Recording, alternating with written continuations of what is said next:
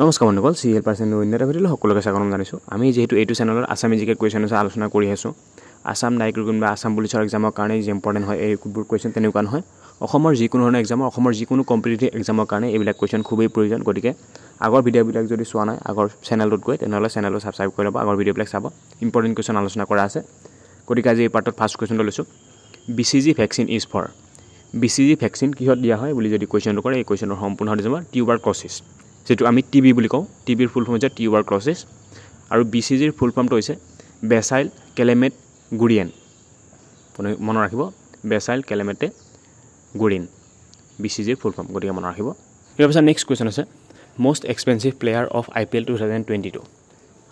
IPL 2022 অকশ্যনৰ আটাইতকৈ valuable player কোন আছিলে? তেওঁ আছিলে ঈশান কিষাণ আৰু ভেলুটো আছিলে 15.25 crore।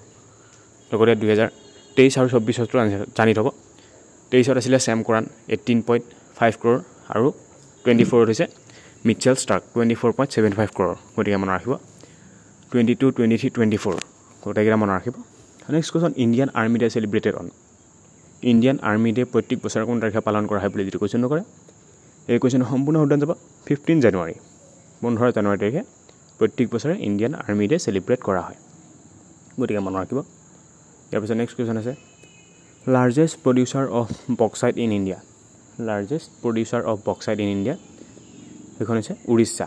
উৰিষ্যাত আটাইতকৈ বেছি বক্সাইট উৎপাদন কৰা হয়, গতিকে মনত ৰাখিব লাৰ্জেষ্ট প্ৰডিউচাৰ অফ বক্সাইট হৈছে Orissa. Next question who is the author of Golden Boy Neeraj Chopra. Golden Boy Neeraj Chopra সকলোৱে জানে। এই কিতাপখন কোনে ৰচনা কৰিছিলে? এইখন বুক ৰচনা হৈছে বৰ্তমান সময়ত। এইখন কোনে ৰচনা কৰিছিলে? নৱদ্বীপ সিং গিল। নৱদ্বীপ সিং গিলে গল্ডেন বয় নীৰজ চোপ্ৰা নামৰ এই বুকখন ৰচনা কৰিছে। Next question which country is providing 10 year long visa to যাদৱ পায়েং। যাদৱ পায়েঙক কোনখন দেশে 10 বছৰকৈ সময়ৰ বাবে ভিজা প্ৰদান কৰিছে? মেক্সিকো।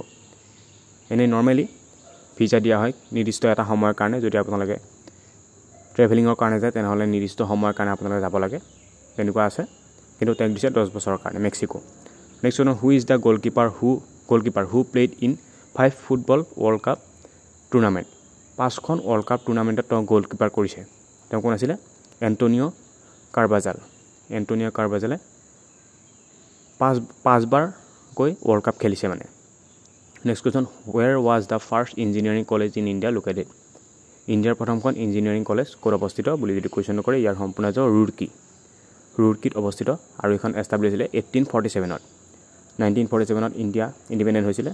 তাৰ 100 বছৰ আগতে 1847 স্থাপন হৈছিলে।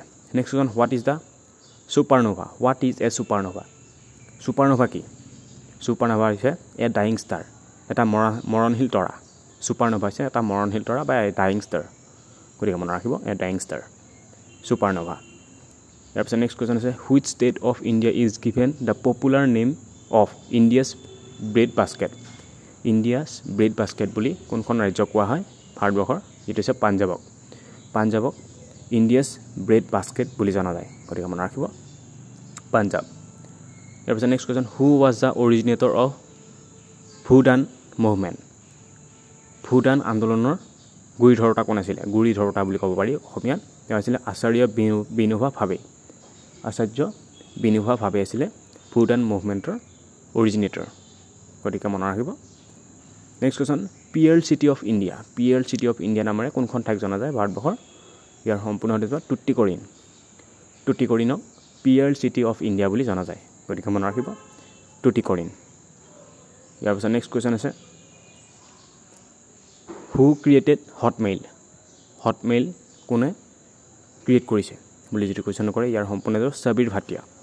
ছবিৰ ভাটিয়াই হটমেইল ক্ৰিয়েট কৰিছিলে। আৰু হটমেইলটো কি? এইটো হৈছে এটা ব্ৰাউজাৰ, যেনেকৈ ক্ৰম ব্ৰাউজাৰ আছে আমাৰ মোবাইলত, তেনেকুৱা হটমেইলটো হৈছে এটা ব্ৰাউজাৰ, গতিকে মনত ৰাখিব Hotmail. Next question the name wall street is associated with. Wall street নামৰ শব্দটো কিহৰ সৈতে জড়িত বুলি যদি কুৱেশ্যন নকৰে ইয়াৰ সম্পূৰ্ণ যাব the financial centre of USA। USA financial চেণ্টাৰটোক ৱাল ষ্ট্ৰীট নামেৰে জনা যায়, গতিকে মনত ৰাখিব ৱাল ষ্ট্ৰীট শব্দটোৱে USA ফাইনেন্সিয়েল চেণ্টাৰক বুজায়। Next question which city is also' known as Big Apple. কোনখন ঠাইক বিগ এপল নামেৰে জনা যায় বুলি যদি কুৱেশ্যনটো কৰে ইয়াৰ সম্পূৰ্ণ হ'ব নিউয়ৰ্ক ইউএছএৰ নিউয়ৰ্ক চিটি বিগ এপল নামেৰে জনা যায় গতিকে মনত ৰাখিব ইয়াৰ পিছত next question in which country there is no' difference between constitutional law' and ordinary law' কোনখন দেশত সাংবিধানিক আইন আৰু সাধাৰণ আইনৰ মাজত কোনো ধৰণৰ পাৰ্থক্য নাই এই কুৱেশ্যন যদি কৰে ইয়াৰ সম্পূৰ্ণ হ'ব ইউকে ইউনাইটেড কিংডম মানে লণ্ডনত সাংবিধানিক আইন আৰু সাধাৰণ আইনৰ মাজত কোনো পাৰ্থক্য নাই গতিকে মনত ৰাখিব ইউকে ইয়াৰ পাছত নেক্সট কুৱেশ্যন আছে in which country people participate in the amendment of the constitution amendment কৰাৰ সময়ত সাধাৰণ জনগণে অংশগ্ৰহণ কৰিব পাৰে কোনখন দেশত এখন হৈছে ছুইজাৰলেণ্ডত যিকোনো এমেণ্ডমেণ্ট কৰাৰ সময়ত জনসাধাৰণে অংশগ্ৰহণ কৰিব পাৰে গতিকে মনত ৰাখিব ছুইজাৰলেণ্ড গতিকে এডুকেশ্যন ভালদৰে মনত ৰাখিব next question the first Guinness Book of World Record appeared in the year Guinness world ৰেকৰ্ডৰ কথা সকলোৱে জানে প্ৰথম এই গিনিছ ৱৰ্ল্ড ৰেকৰ্ড কেতিয়া হৈছিলে প্ৰথমটো এইটো হৈছিলে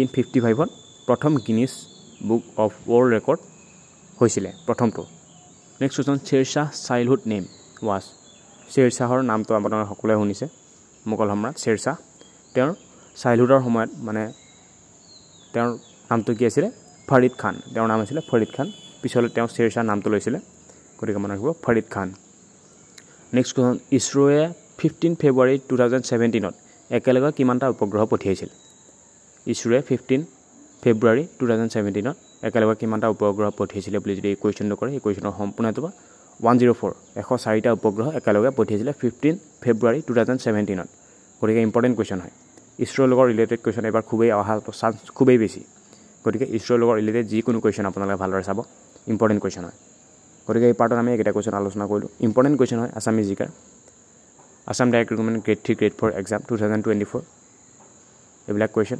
12,600 যিহেতু পষ্ট আছে এবাৰ ADRE গ্ৰেড 3 গ্ৰেড 4 লগতে আছাম পুলিচৰ এক্সামো হ'ব হয়তো জুন জুলাই এনেকুৱা মাহত হোৱাৰ সম্ভাৱনা খুবেই আছে আছাম পুলিচৰ আৰু যিখিনি ADRE এক্সাম হয়তো জুলাই বা আগষ্ট এনেকুৱাত হ'ব গতিকে আপোনালোকে এতিয়াৰ পৰা ভালদৰে প্ৰিপাৰেশ্যন কৰক সময় বহুত পাইছে কিন্তু এনেইতো বৰ্তমান সময়ত আমিতো প্ৰথমৰ পৰা ভাবি আছিলোঁ যে ফেব্ৰুৱাৰী মাৰ্চ মানত এক্সামটো হ'ব কিন্তু আপোনালোকে বহুত টাইম পালে এতিয়া জুনৰ আগত এক্সাম নহয় গতিকে সময় পাইছে আপোনালোকে এই সময়ৰ সৎ ব্যৱহাৰ কৰক সময়ৰ দুৰ্ব্যৱহাৰ নকৰিব সৎ ব্যৱহাৰ কৰক কাৰণ ভৱিষ্যতৰ কথা আছে গতিকে ভালদৰে পঢ়ক এতিয়াৰ পৰা বহুত সময় আছে কিন্তু